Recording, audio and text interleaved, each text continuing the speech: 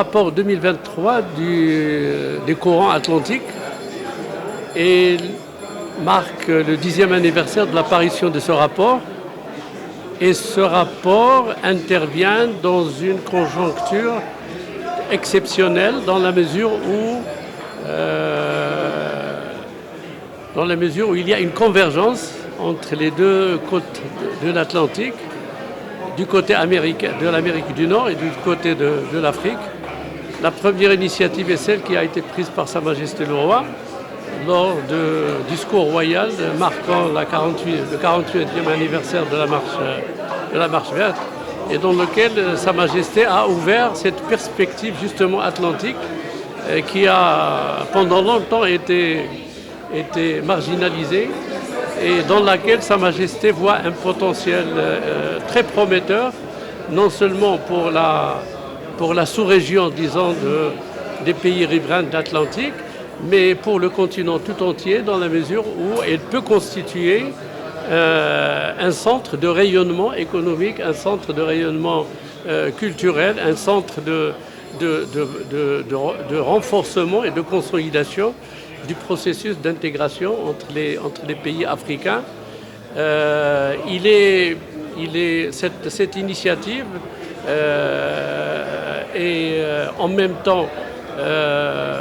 répondue par une autre initiative, celle du président américain, dans laquelle il est proposé un partenariat entre les États-Unis et l'Afrique. Lorsqu'on sait toutes les préoccupations de l'administration américaine en matière de lutte contre le terrorisme, en matière de containment de la Chine, en matière de préoccupations sur l'Ukraine, etc., le fait que cette initiative intervienne en 2022 et en 2023, après une déclaration de Washington et puis un sommet,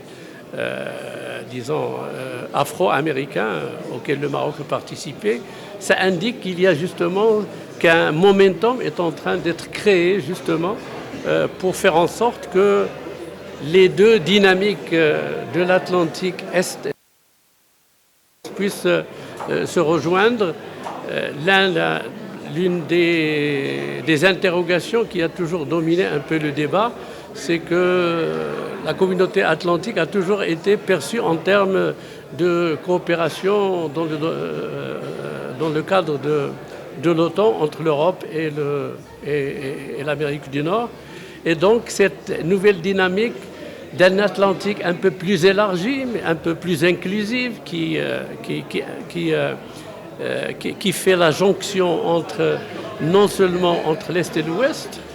mais également avec le Sud qu'il soit africain ou qu'il soit latino-américain. Donc le travail que le Policy Center du New South essaie de faire, c'est justement d'apporter des éléments de réflexion, des éléments d'analyse pour les mettre à la disposition des décideurs, pour les mettre à la disposition des chercheurs, des académiciens, de ceux qui s'intéressent justement à cet espace atlantique, longtemps négligé, mais qui aujourd'hui, avec les transformations technologiques, avec l'extension des espaces maritimes de part et d'autre, fait que cette zone devient de plus en plus intéressante et regorge de possibilités, qu'il s'agisse de l'autonomie en termes d'énergie, qu'il s'agisse du changement climatique, mais qu'il s'agisse également des problèmes sécuritaires. Il y a une convergence de vues pour que chacun, en ce qui le concerne, puisse pousser un petit peu les initiatives régionales et sous-régionales pour qu'il y ait une concrétisation de cette conscience collective d'un Atlantique élargi où le Nord et le Sud se rencontrent et l'Est et l'Ouest se rapprochent. Le Atlantic Current, c'est un rapport qui est publié chaque année en amont de notre conférence phare, les Atlantic Dialogues, et qui suit un peu la thématique de cette conférence. Cette année-là, c'était A More Assertive Atlantic. L'idée, c'était de contribuer par des policy papers ou par des policy briefs sur les aspects qui donnent une certaine attitude ou une certaine authenticité à ces pays de l'Atlantique qui sont de plus en plus assertive ou fermes. Alors ma contribution, c'était autour de l'énergie, comment attirer les investissements privés, surtout dans les pays en développement et en Afrique, là où on a vraiment un manque d'accès à l'électricité, parce qu'aujourd'hui plus de 600 millions de personnes n'ont pas accès à l'électricité en Afrique. Donc comment attirer ces investisseurs privés? Je pense que le thème des dialogues atlantiques, qui ne date pas d'aujourd'hui, c'est la 12e édition de ce forum, ce sont des thèmes très importants qui touchent au développement des relations entre le Maroc et le continent africain en général, ce bord de l'Atlantique vers l'autre bord de l'Atlantique. Le Maroc a développé depuis de longues années ses relations avec bien évidemment la Méditerranée, l'Europe, l'Union européenne précisément, l'Afrique de plus en plus, avec la nouvelle direction vers l'Afrique. Mais je pense qu'aujourd'hui, il est temps que le Maroc développe de plus en plus ses relations avec les pays d'Amérique du Sud, pas seulement les États-Unis, mais le nombre de pays qui jouent un rôle très important dans le développement économique et politique et le façonnement du nouvel ordre mondial qui est en train de se jouer aujourd'hui. Donc le Maroc devrait, et je pense que c'est ce qu'il est en train de faire à travers des dialogues comme ceux d'aujourd'hui, à développer ses relations avec l'autre bord de l'Atlantique. Je pense qu'il y a des débuts d'initiative sur le plan économique, sur le plan du multilatéralisme, que le Maroc est en train de développer, que sur le plan régional aussi on pourrait développer. Ce n'est pas aussi développé malheureusement que ça l'est avec d'autres régions du monde comme l'Europe, mais je pense que c'est un bon début. Je pense qu'on va vers quelque chose de plus concret à l'avenir. À mon avis, ça dépasse les questions économiques. L'économie est très importante, les accords de libre-échange sont importants, mais il faut aussi